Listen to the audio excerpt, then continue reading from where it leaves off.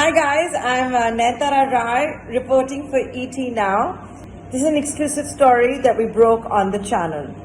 Google is entering the food delivery business. I'll repeat it. Google is entering the food delivery business. Game on! Zomato, Swiggy, and even Amazon.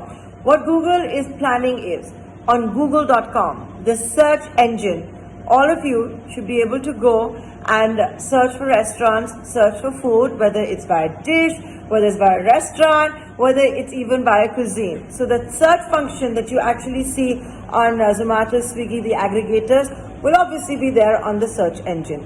But no, the delivery is not going to happen by Google. You're not going to see those Google branded bikes. For that, it's tying up with third-party apps, APIs, and is beginning to do so with Dunzo. Dunzo is the first startup that Google actually invested in right here in the country. So I'm being told by my sources that Google is testing this food delivery platform, and Dunzo is actually updating the systems with menus, with food items, with the prices and all of that. So all of this is in the testing phase.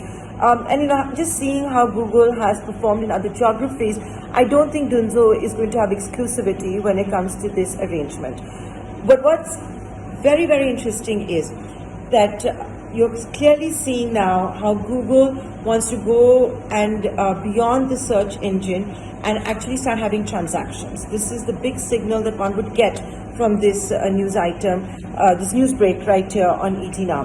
The other thing that I found absolutely fascinating, pre-COVID, we were all talking about unbundling of apps, right? But in the COVID and post-COVID world, we're now talking once again about bundling of apps, super apps. So I found that part also to be very interesting. It's a trend that I'm going to continue to build upon right here on the website as well as on the channel ET Now. But just talking about food delivery business, I said game on Swiggy and Zomato. Homegrown brands, still not profitable. If you look at Zomato's latest financials released just a few days ago, its losses for 2 years in a row have stayed at around $300 million, whereas revenues doubled in the last financial year. Can Google disrupt this space as we know it? Zomato and Swiggy, and first Zomato, then Swiggy taught us about seamless delivery, about how to make delivery so easy. And here's another step.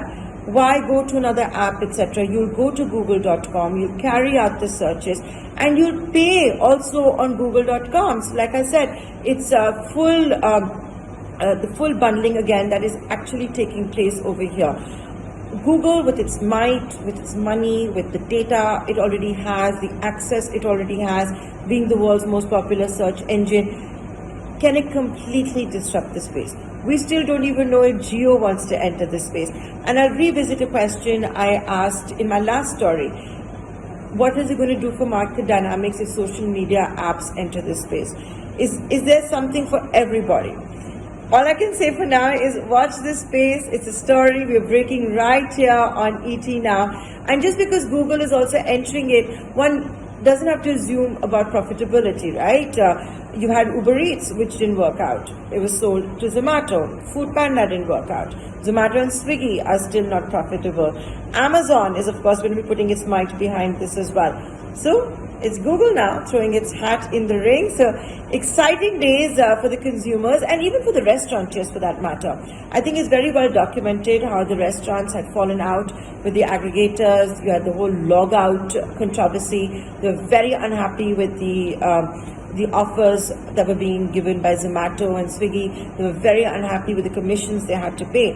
So once google.com also enters, is it going to give a bargaining power to the restaurants to go back to Zomato and Swiggy and say, hey, I'm not going to pay those commissions, you have to lower it. Something we understand didn't happen during COVID-19. So that's it for now, folks. We'll be back with more analysis and more news.